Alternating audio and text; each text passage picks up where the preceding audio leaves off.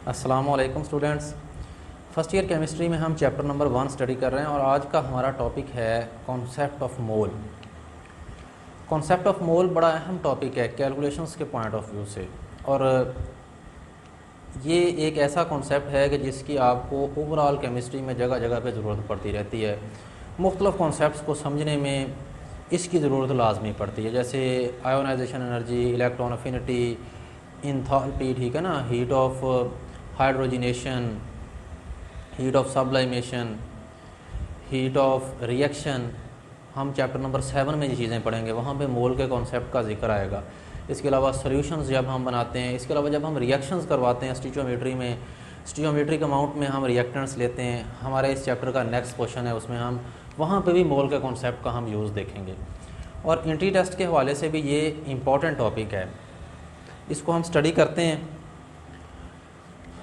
हमारा टॉपिक है concept of mole, और ये इसकी डेफिनेशन आसान है, सिंपल है, लेकिन ये है कि इस कॉन्सेप्ट में स्टूडेंट्स उलझ जाते हैं बाज़ औक़ात। हम इसको मुख्तलिफ़ एग्जांपल से क्लैरिफाई करेंगे ताकि ये कॉन्सेप्ट आपका स्ट्रॉन्ग हो जाए, और किसी भी लेवल पे कहीं पे भी इससे रिलेटेड कोई क्वेश्चन हो, कहीं पे मोल का जिक्र आ जाए, तो आपको वहाँ पे कोई परेशानी ना हो, आप आसानी से समझ सकें, ठीक है ना। इसको स्टार्ट करने से पहले ना हम कुछ बेसिक डेफिनेशंस पे नज़र डालते हैं जो हम पहले पढ़ चुके हैं। हमने स्टार्ट में पढ़ा था चैप्टर के कि सब्सटेंस प्योर मैटर को हम नाम देते हैं, और सब्सटेंस की आगे हमारे पास ये टाइप्स होती हैं कि सब्सटेंस, एलिमेंट या कंपाउंड, ठीक है। अगर एक ही तरह के एलिमेंट हैं, अगर एक ही तरह के आइटम्स हैं उसमें, तो वो एलिमेंट है। अगर मुख्तलिफ़ तरह के आइटम्स हैं तो कंपाउंड है। तो एलिमेंट में हम बात कर लेते हैं कि हमारे पास है हाइड्रोजन गैस, तो उसमें हमने पढ़ा था कि इस तरह से हाइड्रोजन दो एटम्स मिलकर मालिक्यूल बनाते हैं, और बहुत सारे H2 मालिक्यूल्स इस तरह होंगे अगर हम हाइड्रोजन गैस लेंगे। तो कंपाउंड में आगे कंपाउंड्स को हम डिवाइड कर देते हैं ionic compounds and molecular compounds, ठीक है, या कोवलेंट कंपाउंड्स भी कह सकते हैं। नेचर ऑफ बॉन्डिंग चेंज होती है, ठीक है। नेचर ऑफ बॉन्डिंग अगर आयोनिक है तो उस केस में हम अभी एग्जांपल लेते हैं, क्लियर हो जाएगा। NaCl की एग्जांपल ले लेते हैं। इसमें क्या होता है, Na इलेक्ट्रॉन लूज़ कर देता है, पॉजिटिव आयन बन जाता है इस तरह से, और क्लोरीन उस इलेक्ट्रॉन को लेकर नेगेटिव आयन बन जाता है, और फिर वो पॉजिटिव और नेगेटिव आयन इस तरह से जुड़कर क्रिस्टल लैटिस की फॉर्मेशन करते हैं। ये NaCl का स्ट्रक्चर हमने चैप्टर नंबर 4 में स्टडी भी करना है, ठीक है ना। तो ये यानी क्या हुआ कि पहले आयंस बने, फिर वो आयंस आपस में जुड़े और क्रिस्टल लैटिस की फॉर्मेशन हो गई। मॉलिक्यूलर कंपाउंड में ऐसा होता है हमारे पास कि एटम्स जुड़ते हैं और मॉलिक्यूल बनता है। जैसे ऑक्सीजन एटम अकेला नहीं रह सकता, हाइड्रोजन एटम अकेला नहीं रह सकता, तो क्या हुआ, एक ऑक्सीजन और दो हाइड्रोजन एटम आपस में मिले और इस तरह से उन्होंने क्या कर दी, H2O की फॉर्मेशन कर दी, और इस तरह से एक और मॉलिक्यूल, बहुत सारे इस तरह से हमारे पास ये मॉलिक्यूल्स बन जाते हैं। वाटर के केस में ये मॉलिक्यूल्स, इनके दरमियान यहाँ पे अट्रैक्शन की फोर्सेस भी होती हैं। ये हाइड्रोजन के केस में अट्रैक्शन की फोर्सेस बहुत वीक होती हैं, ठीक है ना। मॉलिक्यूल्स के दरमियान में जो अट्रैक्शन की फोर्सेस हैं, इनके बारे में भी चैप्टर 4 में हम स्टडी करेंगे। ये वाटर की एग्जांपल हमारे पास आ गई, ठीक है ना। वाटर को हम क्या कहते हैं जी, this one is molecular compound, ठीक है ना। H2O is a molecular compound. क्यों मॉलिक्यूलर कंपाउंड है, क्योंकि एटम्स के मिलने से पहले मॉलिक्यूल बना है, फिर वो मॉलिक्यूल्स आपस में उनके दरमियान अट्रैक्शन बनी है, और इस तरह से बहुत सारे मॉलिक्यूल्स इकट्ठे पाए जाते हैं वाटर में। ये एक मॉलिक्यूलर कंपाउंड है। ये हमारे पास NaCl आयोनिक कंपाउंड है। अब बात इस तरह से है कि जो एलिमेंट है उसका स्मॉलेस्ट पार्टिकल, ये एक ही तरह के एटम्स हैं सारे, तो ये स्मॉलेस्ट पार्टिकल है, रिप्रेजेंटेटिव है एलिमेंट का, ये वाला जो H एटम है, तो इसको हम एटम का नाम देते हैं, ठीक है। कभी भी हमारे पास एलिमेंट है तो वो एटम्स बहुत सारे एक ही तरह के उनसे मिलकर बना हुआ होता है। यहाँ पे जब हम NaCl की बात करते हैं, ये यूनिट इसकी हम बात कर लेते हैं, ये वाला, ये इंडिपेंडेंटली एक्सिस्ट तो नहीं करता, लेकिन न्यूट्रल है, इसमें पॉजिटिव आयन नेगेटिव आयन जुड़े हुए हैं, ठीक है, लेकिन ये आज़ादाना नहीं रह सकता, it can not exist independently. इसके लिए फिर हम वर्ड यूज़ करते हैं फार्मूला यूनिट का, मॉलिक्यूल का वर्ड उसके लिए यूज़ करते हैं जो इंडिपेंडेंट एक्सिस्टेंस होती है जिसकी, ठीक है ना। जैसे ये तीन एटम्स ऑक्सीजन हाइड्रोजन हाइड्रोजन, ये मिले और ये इंडिपेंडेंटली आज़ादाना रह सकते हैं, इनके लिए हम वर्ड यूज़ करते हैं मॉलिक्यूल। फार्मूला यूनिट भी मॉलिक्यूल की तरह ही है, वो आयंस के मिलने से आपस में बना है, न्यूट्रल है इस तरह से, लेकिन वो इंडिपेंडेंटली एक्सिस्ट नहीं कर सकता, उसको हम फार्मूला यूनिट का नाम देते हैं। अब ये तीन चीज़ें हमारे पास क्लियर हो गई। यहाँ पे बात क्लियर हो गई कि एलिमेंट में एटम्स होते हैं, आयोनिक कंपाउंड में फार्मूला यूनिट्स होते हैं आपस में मिले हुए बहुत सारे, यानी आयोनिक कंपाउंड का रिप्रेजेंटेटिव फार्मूला यूनिट है और मॉलिक्यूलर कंपाउंड का रिप्रेजेंटेटिव है मॉलिक्यूल। ठीक हो गया जी। ये तीन चीज़ें हमारे पास क्लियर हो गई। अब element, ionic compound, molecular compound, इनके लिए कलेक्टिव टर्म हमारे पास है सब्सटेंस। सब्सटेंस जो है ना, ये हमारे पास क्या है कि ये कलेक्टिव टर्म है। इसी तरह से similarly atom, formula unit, molecule, इनके लिए हमारे पास कलेक्टिव टर्म, हम इनको पार्टिकल्स कह देते हैं। ठीक है, इनको हम क्या कह देते हैं? पार्टिकल्स। तो पार्टिकल्स जो है ये एक कलेक्टिव टर्म है जो इनके लिए हम यूज़ करते हैं। ये वाले वर्ड्स मैं इसलिए क्लियर कर रहा हूँ कि बाद का जब क्वेश्चन पूछा जाएगा तो उसमें ये वर्ड्स यूज़ हो सकते हैं, तो वहाँ पे ना कन्फ्यूजन ना हो, पार्टिकल का क्या मतलब है। ठीक है ना। देखिए, अगर बात की जा रही है ना H2O की, वाटर की, तो पार्टिकल का मतलब है H2O मॉलिक्यूल। अगर बात की जा रही है हमारे पास किसी आयोनिक कंपाउंड की, तो पार्टिकल का मतलब क्या है? पार्टिकल का मतलब है फार्मूला यूनिट। अगर बात की जा रही है एलिमेंट की, तो पार्टिकल का मतलब है एटम। ठीक हो गया स्टूडेंट्स। तो ये वाले वर्ड्स हमारे क्लियर हो गए।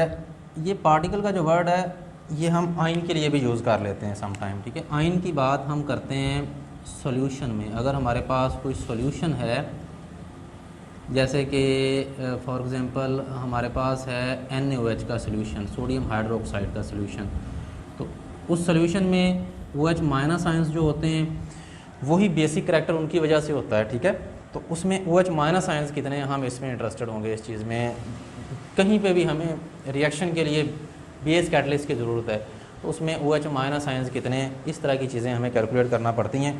तो उसमें जब हम सोल्यूशन बना लेंगे तो क्या होगा, ये OH माइनस आयन और ये Na पॉजिटिव आयन अलग-अलग हो चुके होंगे। ठीक है ना। NaCl का भी सोल्यूशन बनाएंगे तो Na positive Cl minus ion अलग-अलग हो चुके होंगे। तो पार्टिकल्स से मतलब हमारा आयंस भी हो सकता है। सम टाइम हम आयंस की तादाद में भी इंटरेस्टेड होते हैं, तो ये चीज़ भी पूछी जा सकती है। इस तरह के हमारे पास एग्जांपल्स भी आएंगी, उनको सॉल्व करेंगे। ये पॉइंट्स क्लियर हो गए। इसके बाद हम मोल को डिफ़ाइन करते हैं अब कि मोल की डेफिनेशन क्या है।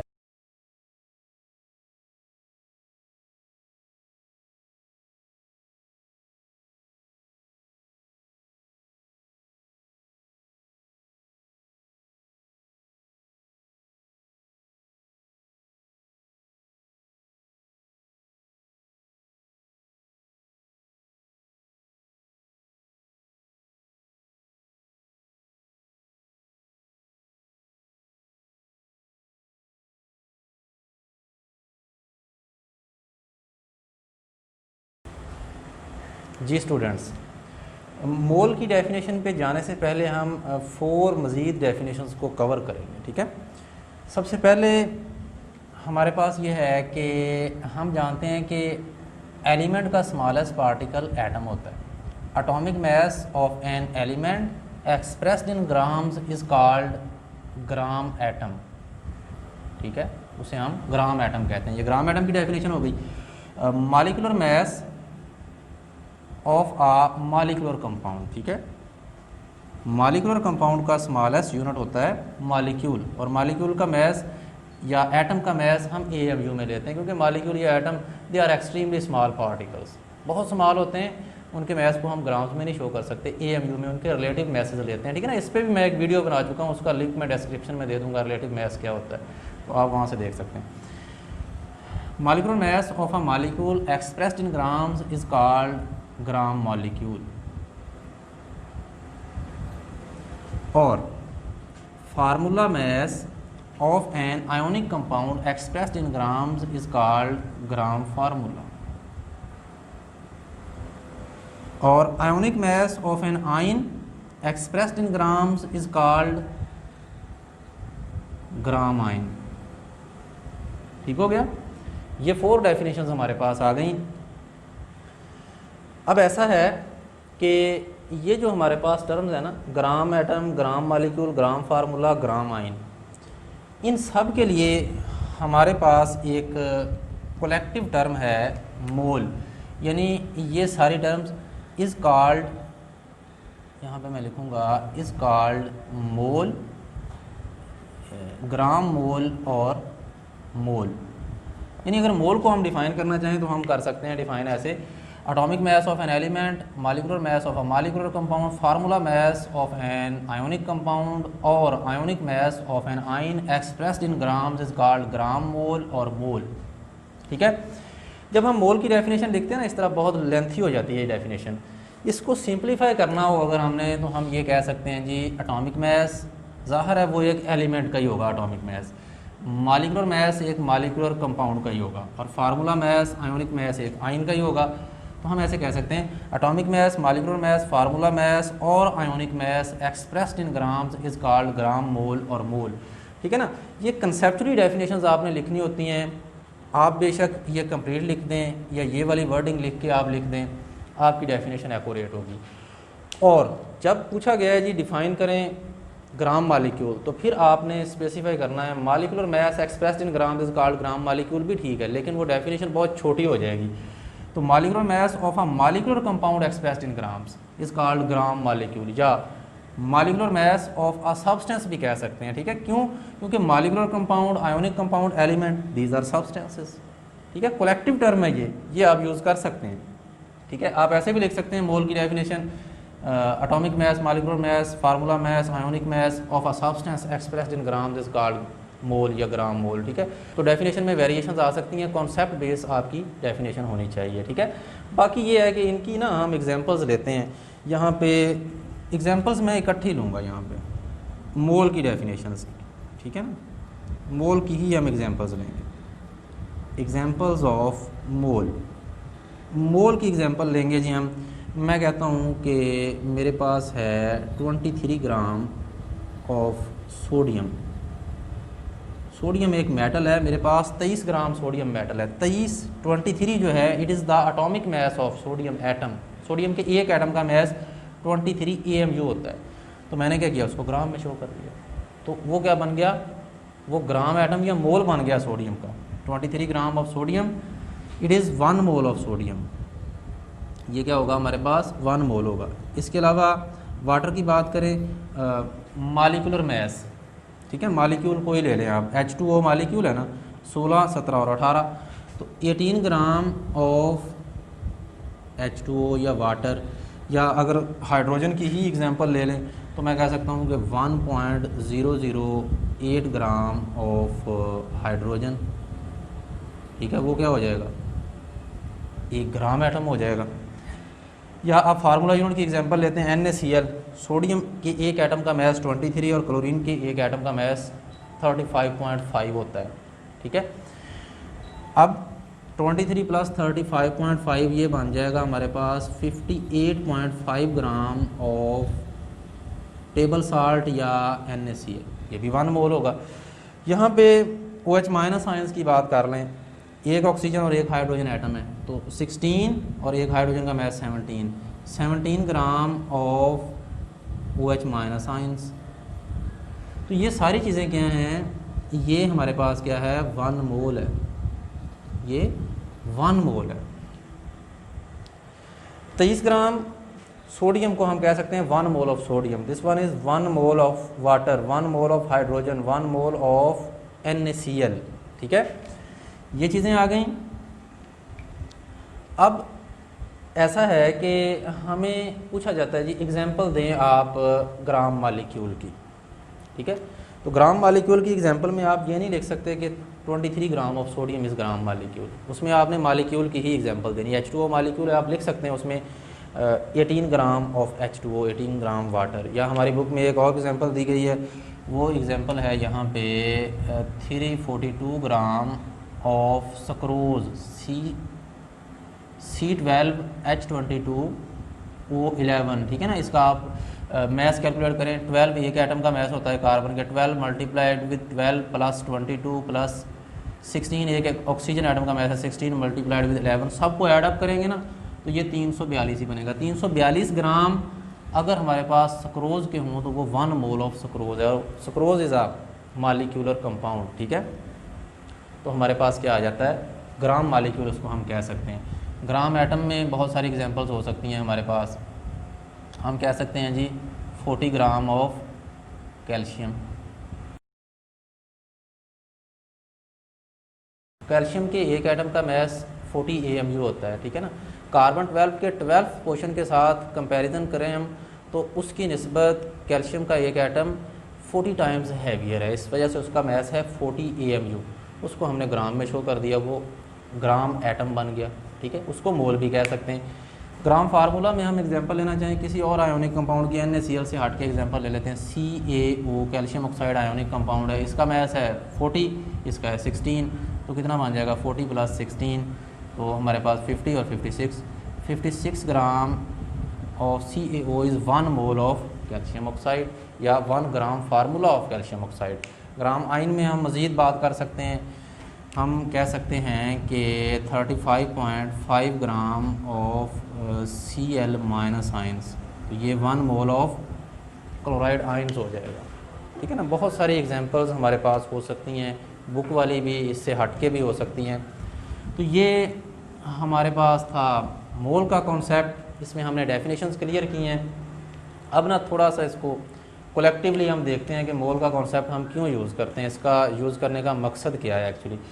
एक्चुअली डेली लाइफ में हम चीज़ों को मैथ के लिहाज से भी और नंबर यानी उनकी तादाद के लिहाज से भी लेते हैं, लेकिन कुछ चीज़ों का हम मैथ लेते हैं यानी उनका वज़न कितना है, और कुछ चीज़ों का हम देखते हैं कि उनकी तादाद कितनी है। जैसे कि फॉर एग्ज़ाम्पल मैं कहता हूँ मेरे पास चावल हैं, तो मैं कहूँगा जी मेरे पास कितने हैं जी, 1 किलो है, 10 किलो है, 20 किलो है। गंदम है 2 किलो है, 50 किलो है, ठीक है। लेकिन मैं ये तो नहीं कहूँगा मेरे पास गंदम के इतने दाने हैं, चावल के इतने दाने हैं, तादाद तो नहीं लेंगे ना।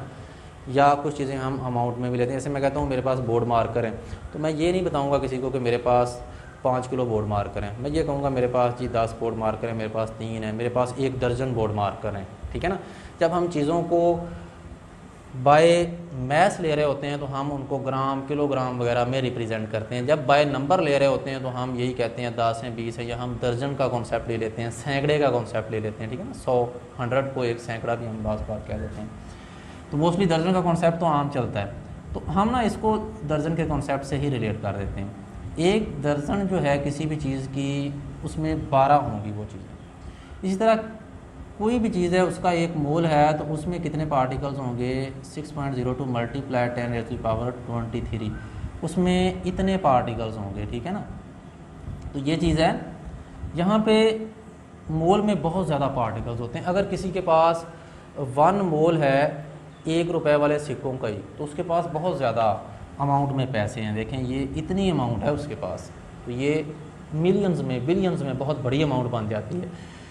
अब ऐसा है कि हमने मोल में इतनी ज़्यादा पार्टिकल्स क्यों रखे हैं।